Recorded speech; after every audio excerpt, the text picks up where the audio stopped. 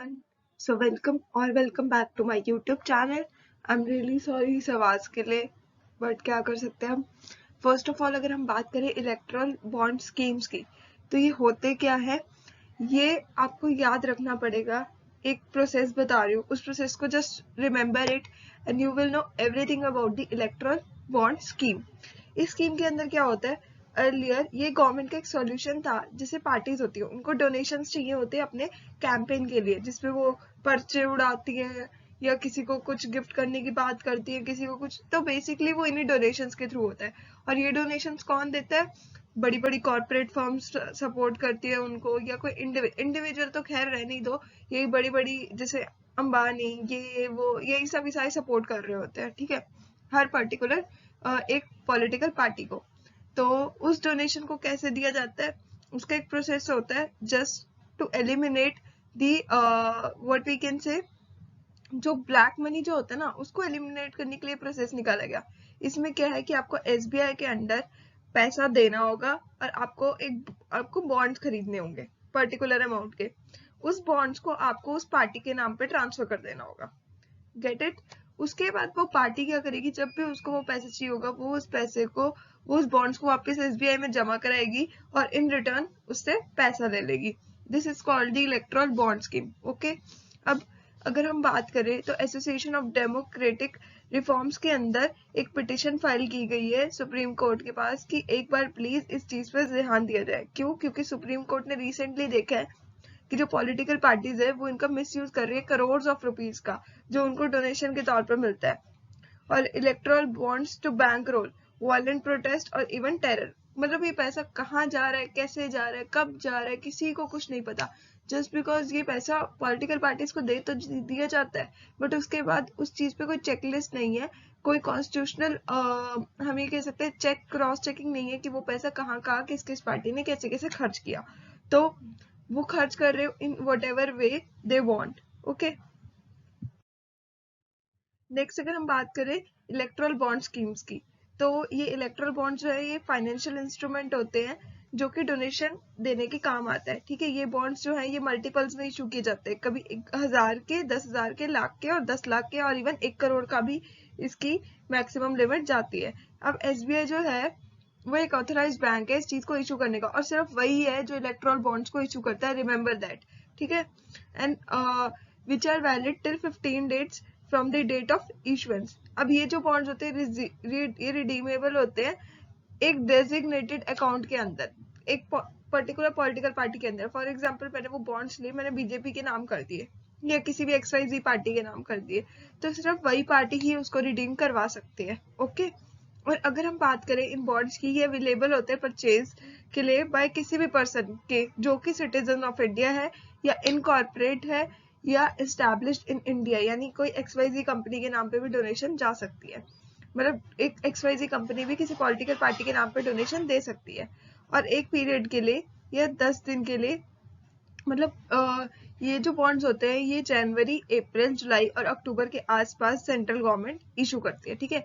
और एक जो पर्सन होता है being an individual can buy bonds either singly और jointly with any other individuals, ठीक है। बट डोनर्स का जो नाम होता है वो बॉन्ड पे मेंशन नहीं होता, ताकि पता ना चले कि किसने डोनेशन दी, ठीक है। अब मिसयूज ऑफ इलेक्ट्रल बॉन्ड्स का क्या है? एनोनिमिटी। सबसे पहले तो सुप्रीम कोर्ट ने कुछ चीजें पॉइंट आउट करी कि पहली चीज कि हमें डोनर नहीं पता, हमें ये नहीं पता कि वो पॉलिटिकल पार्टी उस डोनेशन को करेगी कैसे या वो लाई कहाँ से है, ठीक है, फर्स्ट चीज।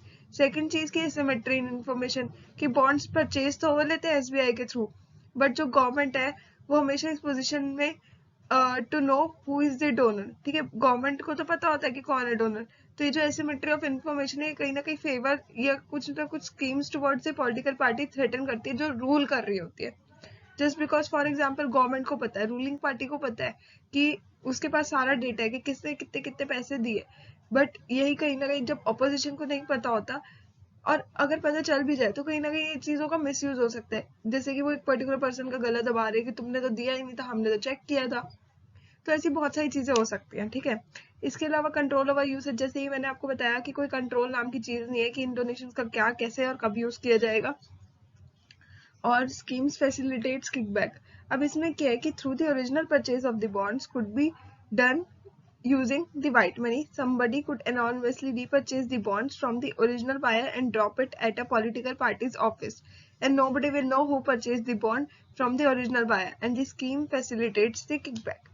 अब नेक्स्ट अगर हम बात करें पॉसिबिलिटी ऑफ मनी लॉन्ड्रिंग, इसमें क्या होता है, अब जब हम सेफ गार्ड्स प्रेजेंट करते हैं इन कॉर्पोरेट डोनेशंस के उसमें टू पॉलिटिकल पार्टीज, तो कंपनीज एक्ट जो है इंडिया का या फॉरेन का या कोई भी शेल कंपनी है वो डोनेट कर सकती है पॉलिटिकल पार्टीज को without having inform anyone of the contribution की। वो जरूरी नहीं है कि हमें बताना है कि नहीं हमने की है डोनेशन, नहीं, वो चुपचाप जाके डोनेट कर सकती है। तो ये कहीं ना कहीं ये चीज दिखाता है कि मनी लॉन्ड्रिंग भी प्रमोट कर रहे हैं, यहाँ पे पॉसिबिलिटी है। और question on the process followed, इसके अलावा क्या है कि स्कीम जो है brought in through the amendment of the finance bill government of the day did not have the majority of the Rajya Sabha।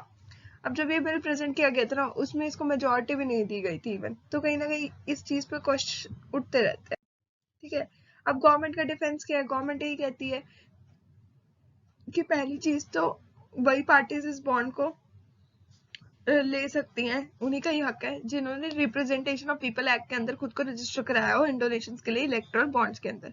इसके अलावा क्या है कि हम तो ब्लैक मनी ही टैकल कर रहे हैं इस पॉलिसी के थ्रू, क्योंकि इलेक्टोरल बॉन्ड जो है वो प्रमोट करता है व्हाइट मनी को, ठीक है, पॉलिटिकल फंडिंग के अंदर।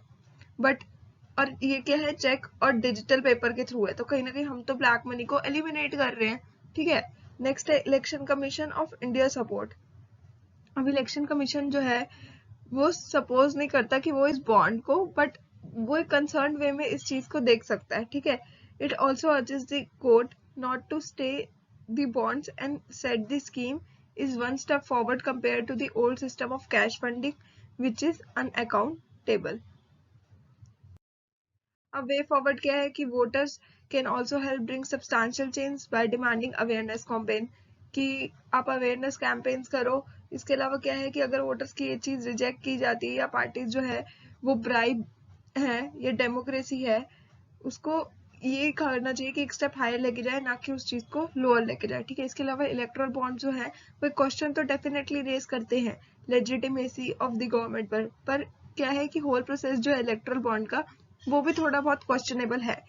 अब इस कॉन्टेक्स्ट में अगर हम बात करें तो court should act as a empire and enforce the ground rule of the democracy, तो यहाँ पे कोर्ट को इंटरफेयर करना चाहिए।